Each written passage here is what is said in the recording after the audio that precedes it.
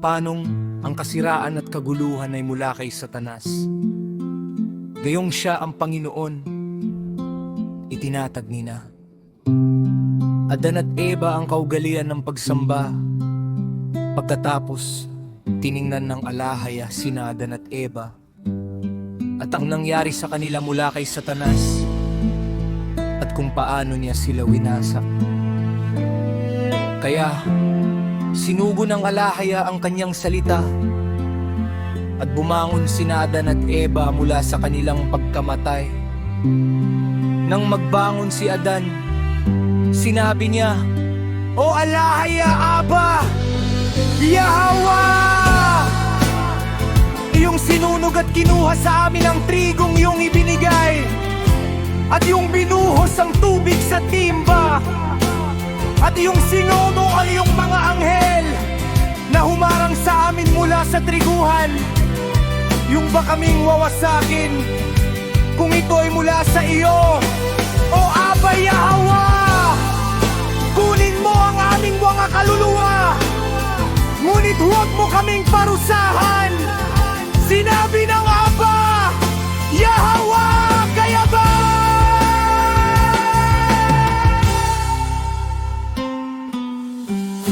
Hindi ko sinunog ang trigo,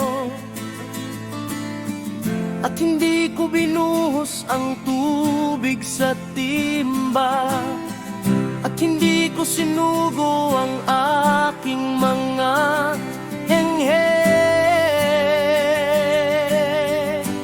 upang iligaw ka.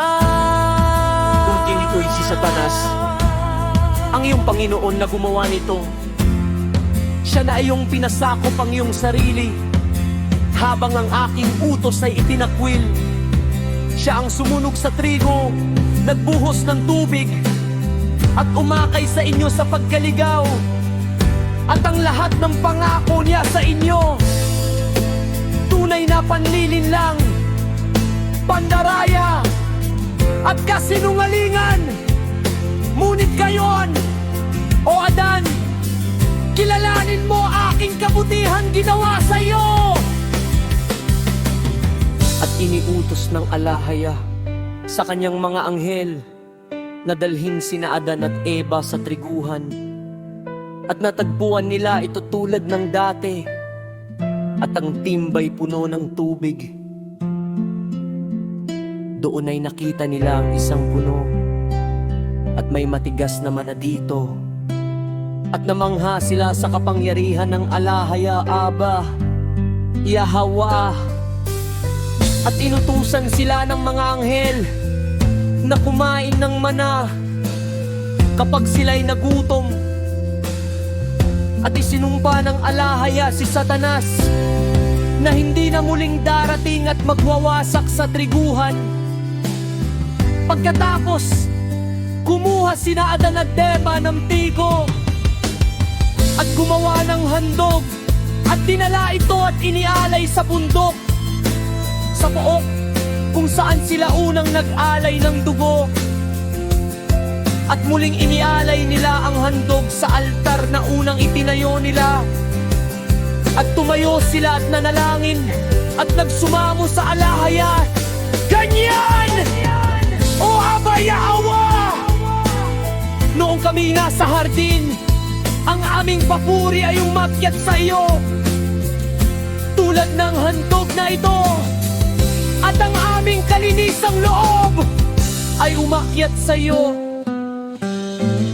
na parang insenso. Ngunit ngayon, o alahaya, tanggapin mo ang handog na ito, at huwag mo kaming pabalikin na hinubaran ng iyong awa." Sinabi ng alahaya kina Adan at Eva, "Yabang ginawa ninyo ang handog na ito at tinialay sa akin, gagawin ko itong aking katawan kapag ako'y bumaba sa lupa upang iligtas kayo, at ipagpapatuloy ko ito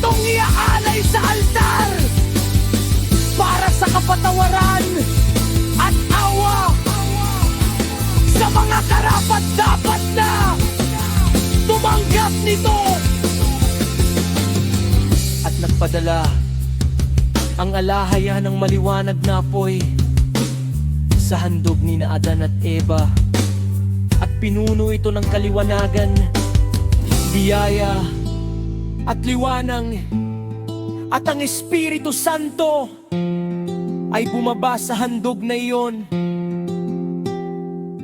Pagkatapos, iniutos ng alahaya sa isang anghel na kumuha ng panipit sa apoy, parang kutsara, at gamit ito ay kunin ang handog at dalhin kina Adan at Eva.